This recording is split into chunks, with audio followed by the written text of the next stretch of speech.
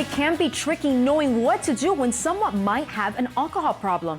But here's the big question: how can you help without offending them? The top addiction counselor, Dan Simmons, offers some important advice.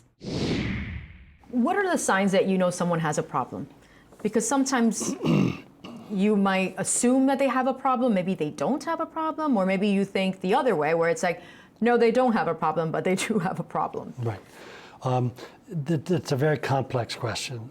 Usually if I'm assessing someone, one of the first things I'll ask about is there a family history? Mm-hmm. Because we're looking at a disease that has a genetic basis.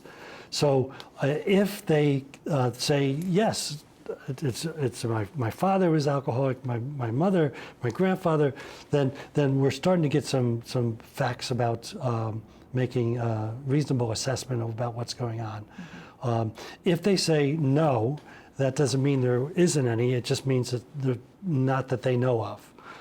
I was working in the field for 7 years when my father said to me, well, what do you mean by alcoholism? So I started naming all the things. Oh, well then Uncle Mel, he was one of my favorite people, and I didn't know he had a problem because he was my great uncle, and so his drinking took place before I was around. Right.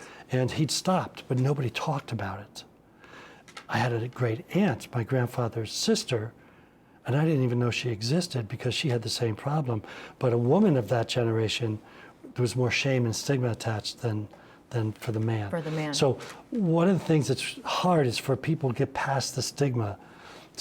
Because if I say to you, I think you may be a diabetic, you're going to ask me, well, what are you looking at? What are the symptoms you're noticing? If I say to you, I think you're alcoholic, you're going to be insulted because that feels like an accusation, right, where the other feels like a diagnosis. And so the first thing we need to do is help the person, the family member, to get over the stigma, because there's stigma attached for them as well. Mm-hmm.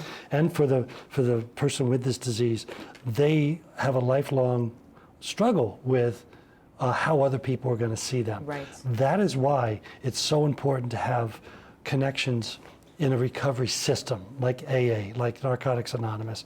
There are other groups like Smart Recovery. There's another group called Refuge Recovery. It has more of a Buddhist approach to recovery. You were actually, we were talking about this off camera, but you were saying that even in concerts. Yes. So can share that one. There are groups that meet at concerts, like any of the jam band concerts, the Grateful Dead or Fish or Widespread Panic or any of those kind of groups. There's a group that meets during the intermission called the Wharf Rats. And it is a unsanctioned 12-step group that meets during the intermission to help people stay sober while they're at the concert. Wow.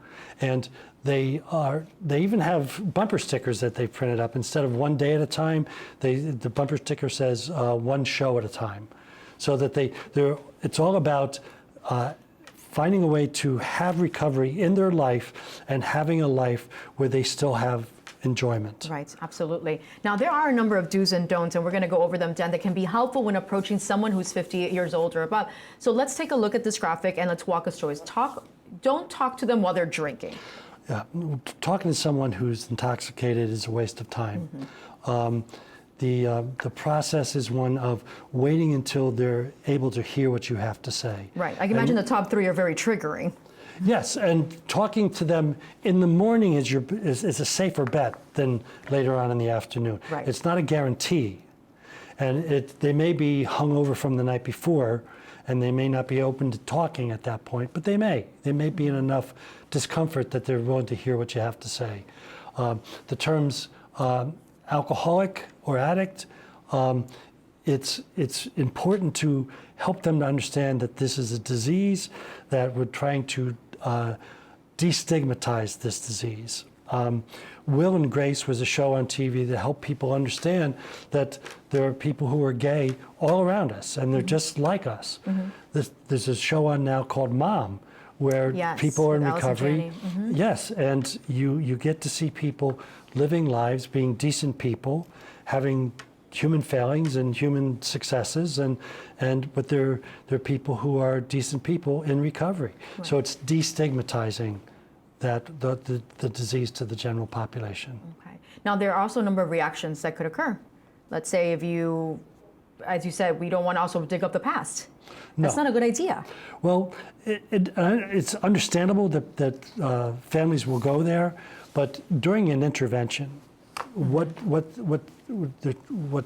the purpose of their intervention is to get that person to agree to get some help.